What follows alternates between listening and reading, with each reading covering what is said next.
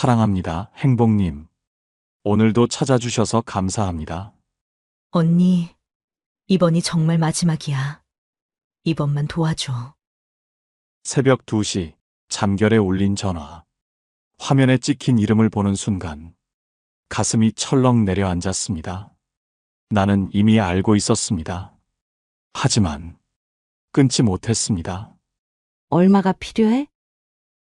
입술을 깨물며 물었습니다. 다음 날, 은행 창구 앞에서 손이 떨려 서명을 했습니다. 서류에 내 이름을 쓰는 순간, 심장이 철렁 내려앉았습니다. 하지만 나는 또 스스로를 다독였습니다. 괜찮아. 나는 언니니까. 그리고 정확히 5일 후 그는 사라졌습니다. 전화는 꺼져 있고 문자는 읽지 않음. 집 앞에 찾아간 날 텅 빈 현관 앞에서 나는 그대로 주저앉아 울었습니다. 며칠 후 우편함에 꽂힌 차 앞 통지서. 그 종이를 붙잡고 그 자리에 무너져 내려 소리 없이 울었습니다. 내가 아플 때, 내가 외로울 때, 내가 힘들 때 기댈 곳 하나 없이 홀로 버틴 세월이 떠올랐습니다. 그래도 나는 항상 괜찮다고 했습니다. 나는 언니니까. 나는 괜찮아야 하니까. 하지만 이제는 더는 괜찮지 않았습니다. 텅 빈 방 안, 그날 밤 천장을 바라보며 수없이 되뇌었습니다. 내가 왜 이렇게 살았을까? 내가 뭘 위해 이렇게 살아왔을까? 그리고 그 밤, 마지막 눈물을 쏟은 후 나는 결심했습니다. 이제부터 나를 위해 살겠다고. 그리고 이 결심이 내 남은 인생을 완전히 바꿔놓았습니다. 놀랍도록 달라진 그녀의 삶, 그리고 노후에 반드시 필요한 3가지는 무엇일까요? 지금부터 그녀의 이야기를 통해 함께 알아보겠습니다. 오늘 주제가 마음에 드신다면 구독과 좋아요 눌러주세요. 여러분의 마음을 안아주는 좋은 콘텐츠로 보답하겠습니다. 언니, 이거 내 거야? 동생이 조심스럽게 내민 사과 한 조각. 겨울 저녁 식구들이 둘러앉아 붉은 사과 하나를 조심스레 잘라 나눠 먹던 그때 나는 언제나 맨 마지막 순서였습니다. 군침이 돌아도 속이 울컥해도 내 차례가 오면 그 작은 조각을 다시 잘라 동생 입에 넣어주곤 했습니다. 나는 괜찮아. 그 말이 습관이 되어버린 내 어린 시절. 새 옷 한 벌 없어도 괜찮았고 고무신 바닥이 해져도 괜찮았습니다. 아버지 밭일을 돕느라 손톱 밑이 까매지고 학교 숙제를 제대로 못해도 집에 돌아오면 엄마가 제 어깨를 다독이며 한마디 해주셨습니다. 우리 큰딸이 있어서 엄마는 참 든든하다. 그 한마디에 서럽던 마음은 눈 녹듯 사라졌습니다. 그리고 나는 더 단단히 다짐했습니다. 나는 큰딸이니까 내가 잘해야 이 가족이 산다. 시간이 흘러 동생이 학교에 들어갈 때면 나는 조용히 내 대학 등록금을 포기했습니다. 입학원서를 넣어보고 싶었던 그 캠퍼스의 벚꽃길, 아침 햇살에 반짝이는 교정 사진을 신문에서 보며 한참을 들여다봤습니다. 그리고는 공장 기숙사 창가에 앉아 동생이 보내온 합격 통지서를 펼쳐들고 스스로를 다독였습니다. 그래. 잘했다. 이게 내 몫이야. 동생이 웃으면 나도 행복한 거야. 혼기가 차올 때쯤 좋은 인연이 찾아온 적도 있었습니다. 하지만 내 마음 한켠에는 늘 가족이 먼저였습니다. 지금은 안 돼요. 동생 결혼 준비 먼저 시켜야 해서요. 그렇게 한 번, 또 한 번 기회를 보내고 나니 내 이름 앞에 노처녀라는 꼬리표가 붙었습니다. 주변 사람들이 안쓰러운 눈길로 바라볼 때면 나는 그저 고개 숙여 웃었습니다. 괜찮아요. 가족이 잘 되는 게 제 행복이에요. 그렇게 내 청춘은 조용히 누구의 기억 속에도 남지 않는 희생으로 사라져갔습니다. 하지만 나는 그저 또 스스로에게 말했습니다. 나는 괜찮아. 동생의 결혼식 날 하객들 앞에서 환하게 웃는 동생의 모습을 바라보며 나는 뒤에서 조용히 손을 모았습니다. 저 아이는 이제 내 손을 떠났구나. 마음 한켠이 시큰했지만 그래도 따뜻했습니다. 언니 없었으면 나 이 결혼 못했어. 정말 고마워. 그 한마디에 통장 속 비어버린 잔고쯤은 아무렇지도 않았습니다. 그렇게 시간이 흘렀습니다. 결혼 몇 년 후 동생에게서 전화가 왔습니다. 언니, 남편 일이 잘 안 풀려. 이번 한 번만 좀 도와줘.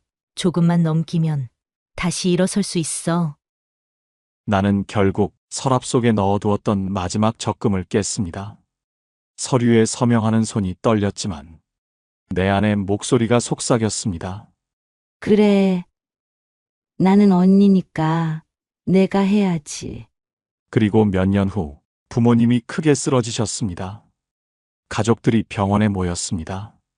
나는 어렵게 말을 꺼냈습니다. 우리 병원비는 조금씩 나눠서 내자. 동생은 고개를 숙였습니다. 한참을 망설이더니 작게 중얼거렸습니다. 언니 알잖아. 나 조카들 학원비에 생활비까지. 진짜 지금은 한 푼도 빠듯해. 이번엔 언니가 좀 책임져 줘. 가슴 속에서 뭔가 무너져 내렸습니다. 부모님 병원비조차 내가 다 내야 하나. 하지만 나는 조용히 고개를 끄덕였습니다. 그래. 알겠다. 그 길로 은행에 가서 대출을 받았습니다. 서류에 사인하면서 손등이 덜덜 떨렸습니다. 그래도 스스로를 다독였습니다. 그래. 부모님이니까 내가 해야지. 그리고 또 몇 년 후 언니, 조카가 이번에 대학에 붙었어. 근데 등록금이 많이 부족해. 이번에도 좀 부탁해도 될까? 그 말에 내 안에 마지막 울타리가 흔들렸습니다. 거절해야 한다는 걸 알면서도 그 애가 입학식에서 웃을 모습을 떠올리니 입술이 저절로 떨렸습니다. 결국 나는 서랍 속에 마지막으로 남겨둔 비상금을 꺼냈습니다. 은행 창구 앞에서 손이 떨리도록 긴장하면서도 서류에 사인하며 중얼거렸습니다. 그래. 이번이 정말 마지막이야. 그리고 며칠 후 조카 입학식 날 사진이 도착했습니다. 밝게 웃는 조카의 얼굴. 그 사진을 보고 한참을 울었습니다. 하지만 기쁨은 잠시뿐이었습니다. 그리고 마침내 그날이 왔습니다. 한겨울 새벽 2시 전화벨이 울렸습니다. 화면에 찍힌 이름. 손이 덜덜 떨렸습니다. 받아서는 안 된다는 걸 알았지만 손이 저절로 움직였습니다. 언니, 이번에 정말 좋은 기회야. 2천만 원만 넣으면 한 달 안에 5천만 원으로 돌려준다더라. 나도 벌써 몇 번 받아봤어. 진짜야. 이번만 해. 속에서 경고음이 울렸습니다. 그만해. 이제 그만하자. 하지만 동생의 목소리는 숨죽인 울음으로 바뀌었습니다. 언니, 내가 지금 무너지면 우리 가족도 다 끝이야. 언니 나 버릴 거야? 그 마지막 한마디. 나 버릴 거야? 그 순간 내 안의 마지막 방어선이 무너졌습니다. 나는 떨리는 손으로 작게 중얼거렸습니다. 알았어. 이번 한 번만이다. 정말 이번이 마지막이다. 하지만 그때 나는 몰랐습니다. 그 결정이 내 삶의 마지막 바닥이라는 걸. 그리고 5일 후 전화는 꺼져 있었습니다. 문자는 읽지 않음. 그 흔한 걱정마 한마디조차 없었습니다. 나는 떨리는 다리로 동생 집 앞으로 찾아갔습니다. 텅 빈 현관. 열쇠 구멍에는 벌써 거미줄이 내려앉아 있었습니다. 그 자리에 주저앉아 숨죽여 울었습니다. 설마 아니겠지. 스스로를 달래며 돌아온 집. 며칠 후 우편함에 꽂힌 두꺼운 봉투, 압류 및 차압 통지서, 손끝이 얼어붙었습니다. 그 자리에 주저앉아 차가운 현관 바닥에 머리를 묻고 목 놓아 울었습니다. 나는 왜 이렇게 살았을까? 내가 뭘 위해 이렇게 버텨왔을까? 텅 빈 집, 쌓여가는 독촉장, 부재중 전화의 목록에는 은행과 카드사 번호만 남았습니다. 모든 게 끝이라고 생각했습니다. 이제 남은 건 정말 아무것도 없다고. 그런데 하루는 문득 이런 생각이 들었습니다. 이대로 주저앉으면 진짜 끝이다. 방 한 구석, 그동안 한 번도 꺼내지 않았던 작은 바구니 하나. 내 손에는 낡은 대바늘이 쥐어져 있었습니다. 평생 가족을 위해, 엄마를 위해 동생 겨울 목도리를 떠주며 익힌 손기술. 내가 가진 건 이 두 손뿐이구나. 눈물이 왈칵 쏟아졌습니다. 하지만 그 눈물 속에서 희미한 불빛 하나가 보였습니다. 그래. 다시 시작해보자. 이번에는 나를 위해? 나는 작은 방 한켠에 앉아 조심스레 털실 한 가닥을 걸고 첫 코를 만들었습니다. 바늘 끝이 움직이며 고운 무늬가 하나씩 만들어질 때마다 내 안에 무너진 자존감이 조금씩 올라오는 걸 느꼈습니다. 그렇게 나는 하루에 몇 시간씩 뜨개질을 했습니다. 이웃들에게 조심스럽게 보여주자 언니, 이거 어디서 배운 솜씨야? 정말 예쁘다. 나 하나 주문해도 될까? 그 작은 한마디가 내 마음에 작은 불씨를 지폈습니다. 그래. 나 할 수 있어. 조금씩 천천히. 그리고 내 인생은 다시 움직이기 시작했습니다. 작은 반응이 하나둘 이어졌습니다. 이웃이 주문한 목도리를 전해주던 날, 그녀는 두 손으로 꼭 쥐며 말했습니다. 언니, 이거 정말 고마워요. 내가 받은 선물 중에 가장 따뜻해. 그 말에 나도 모르게 눈물이 고였습니다. 그리고 그날 밤 나는 핸드폰을 꺼내 SNS 계정을 만들었습니다. 손가락이 떨렸습니다. 내가 이런 걸 해도 될까? 누가 봐주기라도 할까? 사진을 찍고 짧은 글을 적었습니다. 오롯이 손으로 만든 따뜻한 목도리입니다. 필요하신 분 계시면 조심스레 연락 주세요. 게시 버튼을 누르고 심장이 쿵 내려앉았습니다. 잠을 설쳤습니다. 새벽에 일어나 계속 핸드폰만 들여다봤습니다. 그러던 오후 띵 알림 소리. 안녕하세요. 혹시 주문 가능할까요? 숨이 멎는 것 같았습니다. 떨리는 손으로 답장을 보냈습니다. 네, 가능합니다. 감사합니다. 그 첫 주문이 들어온 날, 나는 뜨거운 눈물을 삼켰습니다. 내가 내 두 손으로 만든 뜨개질로 처음 번 돈이구나. 누구의 부탁 때문도 누구를 위해서도 아닌 오롯이 나 자신을 위해 시작한 일이 이렇게 돌아오는구나. 그 후 조심스럽게 하나둘 배송을 시작했습니다. 택배 상자에 내 손글씨로 짧은 메모를 써넣었습니다. 따뜻한 겨울 보내세요. 진심을 담아 만들었습니다. 몇 주 후 알림이 또 울렸습니다. 사장님, 너무 예뻐요. 지인에게 선물하려고 또 주문하고 싶어요. 그렇게 또 하나 주문이 이어졌습니다. 팔로워는 점점 늘어갔고 댓글과 메시지가 쏟아졌습니다. 정말 솜씨가 대단하세요. 이건 돈을 주고도 살 수 없는 정성이 느껴집니다. 그리고 마침내 내 통장에 처음으로 입금 문자가 떴습니다. 입금 89,000원. 숫자를 보며 손이 덜덜 떨렸습니다. 돈의 크기가 문제가 아니었습니다. 내가 스스로 벌었다. 그 순간 평생 눌러담고 살아왔던 억눌림과 외로움이 눈물로 터져나왔습니다. 그리고 마음속으로 되뇌었습니다. 그래, 이제는 나를 위해 살자. 주문은 하루가 다르게 밀려 들어왔습니다. 하지만 내 두 손은 한계가 있었습니다. 하루에 5개, 10개를 만들어도 계속 밀려드는 주문 목록을 따라가지 못했습니다. 손가락 마디가 붓고 어깨가 결리고 새벽까지 바늘을 움직이던 어느 날, 책상 위에 엎드려 울었습니다. 이렇게는 안 돼. 내 몸이 먼저 무너질 거야. 그때 SNS 댓글에 달린 한마디가 눈에 들어왔습니다. 사장님, 클래스 안 여세요? 직접 배우고 싶어요. 또 다른 메시지. 패턴 구매하고 싶은데 판매 계획 없으세요? 순간 심장이 두근거렸습니다. 내 손으로 다 만들 필요는 없구나. 내가 가진 노하우를 전할 수도 있잖아. 바로 소규모 클래스 공지를 올렸습니다.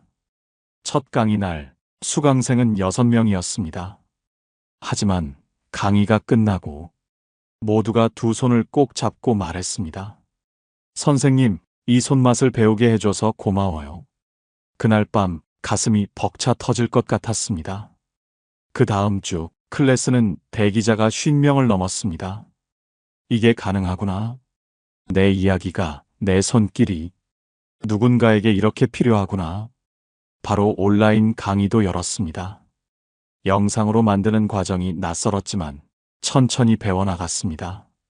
그리고 PDF 패턴 판매, DIY 키트 구성 판매까지 시작했습니다. 주문 목록 옆에 강의 신청, 패턴 다운로드 알림이 쉴 새 없이 울렸습니다. 마침내 내 통장에는 매달 내가 상상도 못한 금액이 들어오기 시작했습니다. 입금 398만 원, 입금 612만 원. 나는 그 순간 깨달았습니다. 내 손이 아니라 내 지식과 경험도 누군가에게 큰 가치를 줄 수 있구나. 그날 밤 거울 앞에 선 나는 처음으로 내 얼굴을 바라보며 작게 웃었습니다. 나 참 잘 살고 있구나. 소문은 금세 퍼졌습니다. 언니 요즘 잘 나간대. SNS에서 완전 유명 인사 됐다더라. 방송도 나왔대. 어디서든 들려오는 말들이 한때는 부끄럽고 부담스러웠지만 이제는 내게 작은 자랑처럼 들렸습니다. 그런데 그 소문은 결국 그 사람 귀에도 들어갔나 봅니다. 새벽 같은 오후 휴대폰이 울렸습니다. 화면에 뜬 이름. 순간 심장이 한 번 철렁 내려앉았다가 이내 담담히 핸드폰을 들었습니다. 언니, 나야. 목소리 속 망설임. 하지만 다음 말은 너무나 익숙했습니다. 언니 요즘 잘 나간다며? 방송도 나오고 대단해졌더라. 나 이번에 마지막으로 조금만 도와주면 안 될까? 진짜 마지막이야. 그 뻔뻔함에 한숨이 절로 나왔습니다. 나는 잠시 입술을 꼭 깨물고 숨을 고른 뒤 단호하게 말했습니다. 내 돈 들고 오는 거 아니면 다시는 내 앞에 나타나지 마. 전화기 너머 숨소리 하나조차 조심스러운 침묵. 그리고 애처롭게 달라붙는 목소리. 언니, 나 버릴 거야? 나는 웃었습니다. 버리긴 누가 누구를 버려? 넌 이미 날 오래전에 버렸어. 부모님 병원비 낼 때, 내가 마지막 적금 깨고 대출 받을 때, 너는 내 손 놓았잖아. 목소리가 떨리지 않게 천천히 또박또박 말했습니다. 이제 내 앞에 나타나지 마. 나를 찾을 자격, 너는 이미 잃었어. 뚝. 전화를 끊고 손에 쥔 휴대폰을 내려놓았습니다. 바람이 불어왔습니다. 긴 세월 동안 삼키던 울음이 사라지는 듯 했습니다. 그제야 진짜 자유가 내게 찾아왔습니다. 나는 처음으로 돈 공부라는 걸 시작했습니다. 책을 펼치면 글자가 눈에 들어오지 않았습니다.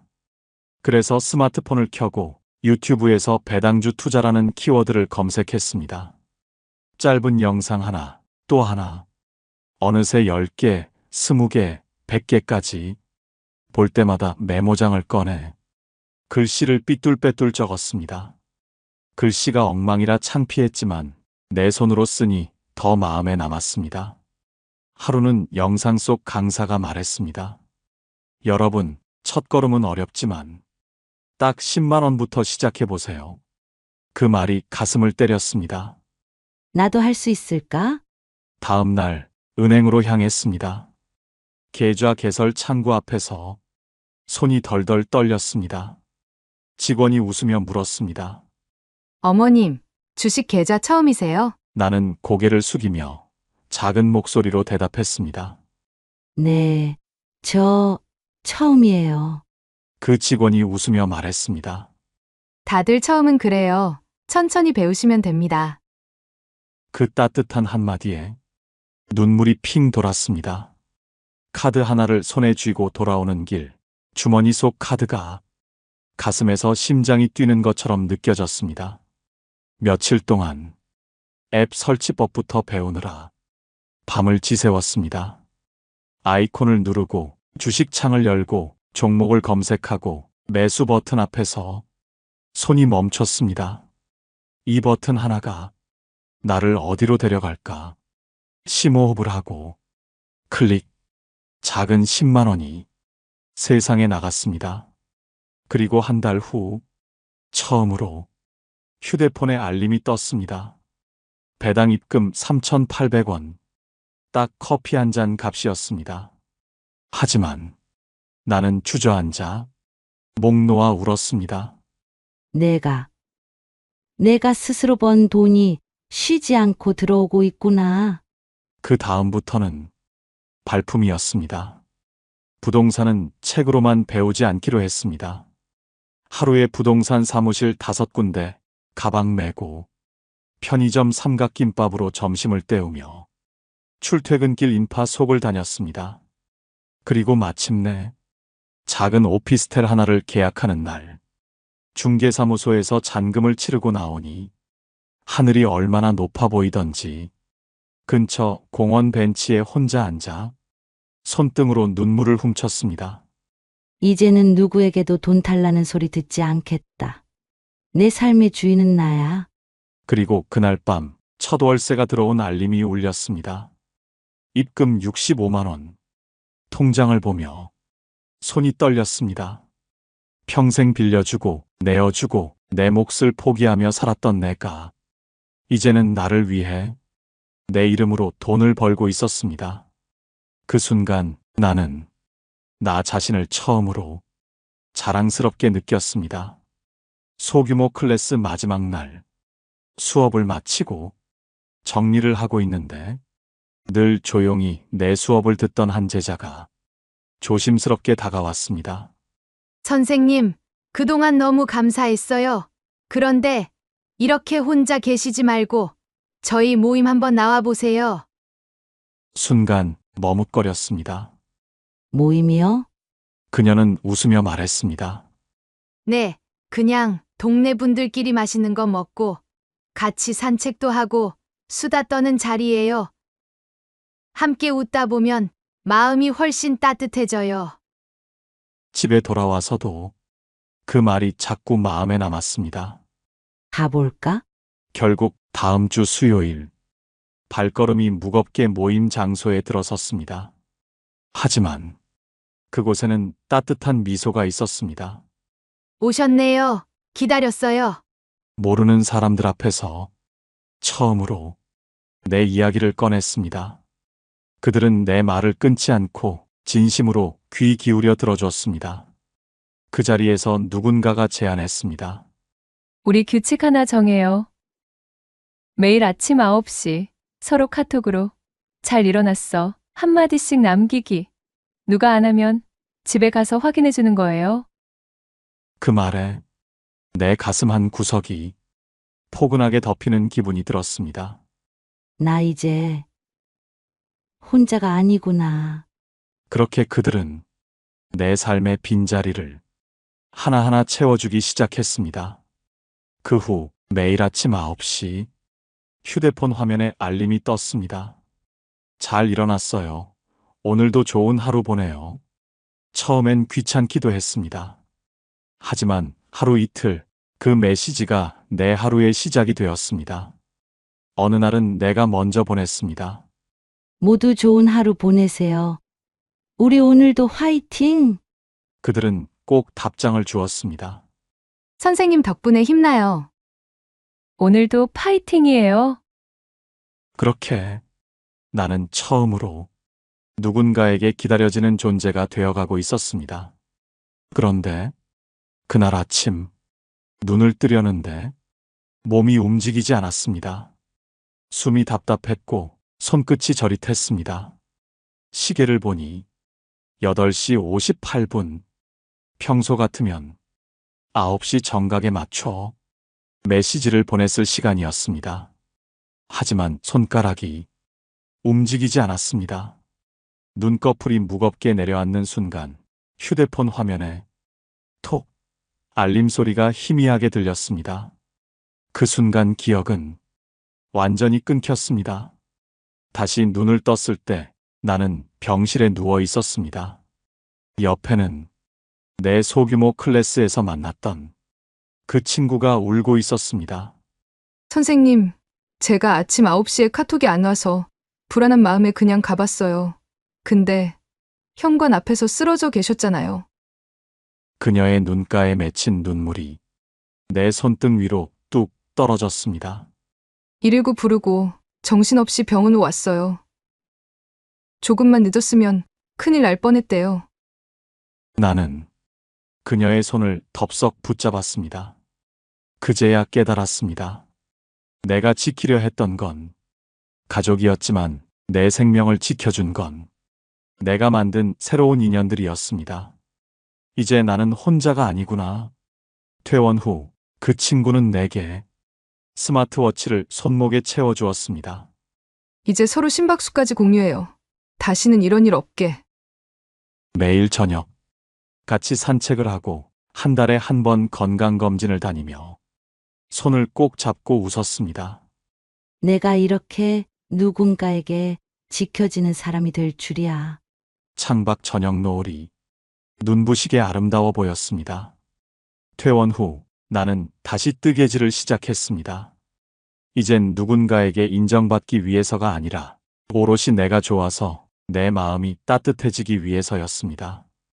매일 저녁 함께 걷는 사람들과 웃으며 수다를 나누는 시간, 매달 들어오는 고정 수입과 작은 오피스텔의 월세 알림, 그리고 아침 9시 스마트워치로 날 챙겨주는 메시지. 잘 일어났어요? 오늘도 좋은 하루 보내요. 그때마다 마음 한 구석이 따뜻하게 덮여오는 기분이 들었습니다. 창가에 앉아 뜨개 바늘을 움직이던 어느 날 문득 이런 생각이 들었습니다. 나 이제야 내 인생을 살고 있구나. 누구를 위해서가 아니라, 누구의 눈치를 보기 위해서가 아니라 오롯이 나 자신을 위해 사는 삶. 그게 얼마나 소중한지, 얼마나 값진 것인지 나는 이제야 알았습니다. 노후에 필요한 건 많지 않았습니다. 첫째, 누구에게도 휘둘리지 않는 경제적 독립. 둘째, 무엇보다 소중한 내 몸과 건강. 그리고 셋째, 나를 지켜주는 따뜻한 사람들과의 인연. 그 세 가지가 내 삶을 바꿨고 나를 다시 웃게 했습니다. 여러분, 평생 누구를 위해 살아오셨죠? 가족을 위해, 자식을 위해 참 많이도 참고 견뎌오셨죠? 이제는 괜찮습니다. 이제는 여러분 자신을 위해 살아도 됩니다. 나를 위해 돈을 쓰고, 나를 위해 좋은 음식을 먹고, 나를 위해 건강을 챙기고, 나를 위해 웃고 즐겨도 됩니다. 그 누구도 여러분을 탓하지 않습니다. 여러분은 그럴 자격이 있습니다. 그동안 참 잘해오셨습니다. 지금부터는 여러분의 인생이 시작입니다. 늦었다고 생각할 때가 가장 빠른 때라는 말, 저는 이제 그 말을 믿습니다. 여러분도 지금 이 순간부터 당신 자신을 위해 살아주세요. 그리고 그동안 견뎌온 모든 시간에 고개 숙여 인사드립니다. 정말 수고 많으셨습니다. 오늘 이야기 마음에 드셨나요? 여러분의 경험과 생각을 댓글로 남겨주세요. 그 이야기가 누군가에게 큰 위로와 희망이 될 수 있습니다. 오늘 영상이 당신에게 작은 용기가 되었다면 구독과 좋아요로 저를 응원해 주세요. 여러분과의 인연이 저에게 큰 힘이 됩니다. 오늘도 여러분의 행복을 진심으로 기원합니다. 이상으로 행복 주문서였습니다.